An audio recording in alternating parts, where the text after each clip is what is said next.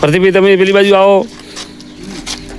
કેમ ફસાઈ ગયો એ પગ પકડ્યા છે.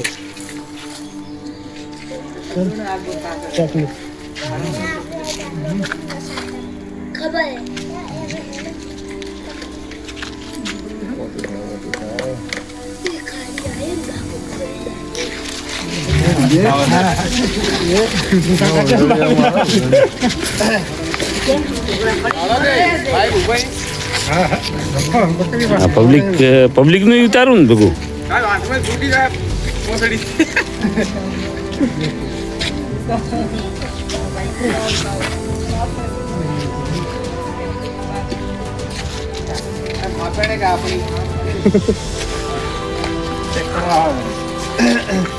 થાય તો કાકો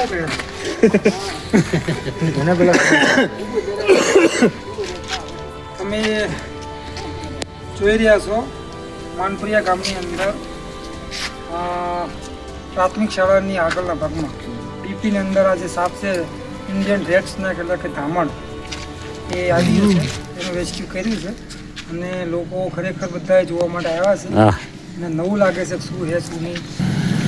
આને આપણે હવે સહી સલામત રીતે જંગલની અંદર રિલીઝ કરીશું.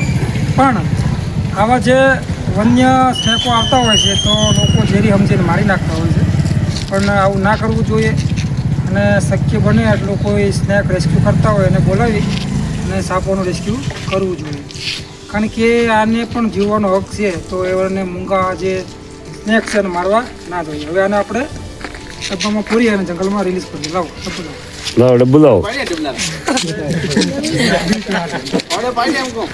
નહીં પાડ્યા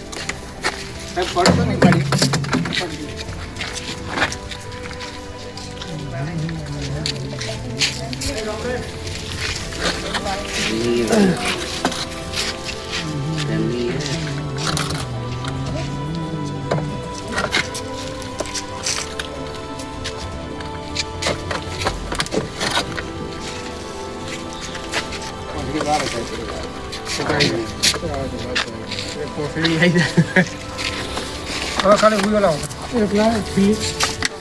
પેલી આ પડી વાહે કે હવા પેલા ને કાઢવા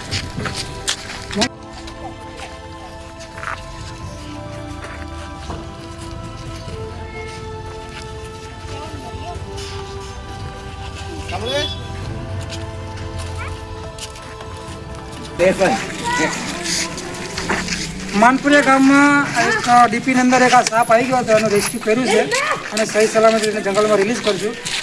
કોને સાપને ભેળ્યો હતો પહેલાં? ચંપકલાલ ક્યાં ગયા?